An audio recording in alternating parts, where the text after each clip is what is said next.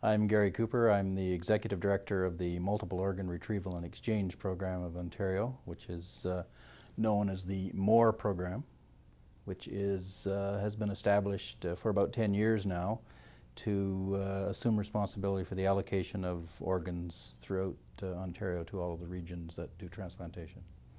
How did M.O.R.E get started? M.O.R.E was started by the combination of Government of Ontario, Ontario Medical Association, and Ontario Hospital Association, when all of those bodies realized that there was a need to more formally allocate organs in the early days of transplantation. Now, having said early days, that was just about 10 years ago when quite a bit of transplantation had been going on. But it was decided that there needed to be a method of making sure that there was sort of fair and equitable allocation of organs across the province. So the program was set up on a computer base to do just that. And another major responsibility of the program is to actually increase awareness of the need for organ donation among the public and among the professionals. Is there a great need for organ donation now? I think that many people use the word crisis. The need for organs is about twofold compared to the number of people who are waiting for, at least those of the number of organs that are available compared to the number of people who are waiting for organs. The waiting list has something like 1,400, 1,450 people on it right now, and the average number of organs that are transplanted over the last few years has been in the 600 to 650 range. So you can see that it's very difficult to catch up. Why is there such hesitance, do you think? Well, I think that it's a combination of hesitance and just a lot of improvements in healthcare that have caused a shortage of organs over the last few years. As I mentioned, the number of people put on the waiting list has increased quite disproportionately to the number of organs that have become available. The number of people being put on the list now is greater because medical science has made it attractive for people with more severe illnesses to be transplanted. A few years ago, they just weren't potential transplant patients. We've obviously improved the situation around traffic accidents, which in the past has been a resource for organ donation, since brain death is necessary for organs to be donated, and brain death occurs quite often in trauma associated with automobile accidents. Seat belts and airbags have been very successful in reducing the number of trauma cases that come into the hospitals, and hence the number of organs available has been reduced significantly. And also there's a reluctance among members of the public to talk about organ donation. Why do you think that is? I think it's human nature to avoid issues that refer to, have a reference to death. There are a lot of fatalism inbred in the average person, and a lot of people think that if you talk about it, it will happen. We find that a number of people will refuse to sign their card, their donor card, even though they agree that organ donation is essential. They will not sign their donor card in anticipation that that may bring on some traumatic experience. They would be happy to have their organs given if trauma did occur, but they just don't want to sign the card.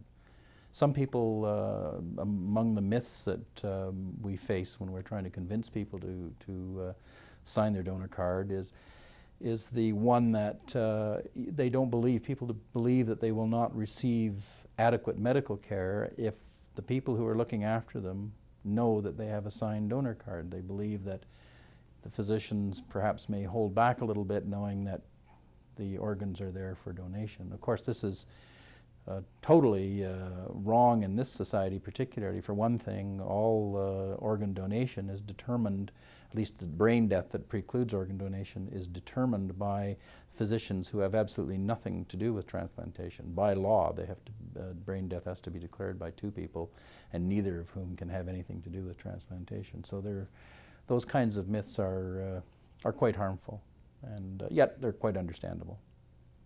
So, from your position at M.O.R.E, what is the importance of George Marcello's walk? I think George's walk is going to raise awareness significantly.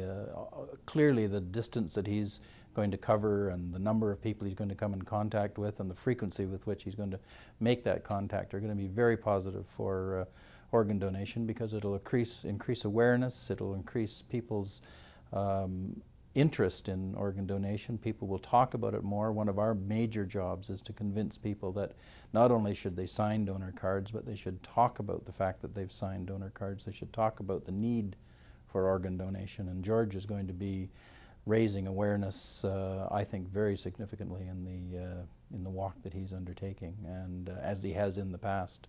So he's to be commended for that activity. It's going to be very helpful. Not only to the cause for liver, but I think overall organ and tissue donation in the country. Is M.O.R.E going to be involved with the walk at all?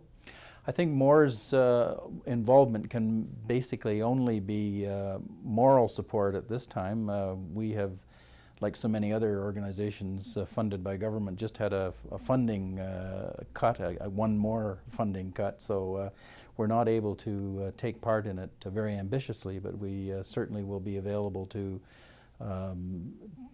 talk to the public and talk to the press as the walk goes on, and be a resource for people who would like to have some additional data that are information that's perhaps not available on site. Is there anything else you'd like to add, Gary? Well, I'd just like to take the opportunity to encourage anyone who is interested in this campaign to put their interest into action, and try to encourage anyone they can to talk about this issue. It's something that is difficult for people to verbalize, and we think that these kinds of occasions should encourage people to choose the subject and run with it. As we talked about earlier, the myths include that religion doesn't allow, certain religions don't allow it. We try to debunk that myth by circulating a booklet to people explaining that virtually all the major religions that we know in North America do support organ donation. And I think that people have to do some talking about it among their friends and families, and that's really the main objective that we can pursue in voluntary organ organizations, is to encourage people to talk about the need, and to make, when tragedy occurs, to turn the tragedy into something that's positive, and perhaps help the people who are suffering the tragedy turn the corner by doing something that will allow them to retain the memory of the loved one they've lost in a very encouraging sense, if I may. Okay, great. Well, thank you very much, Gary. Thank you.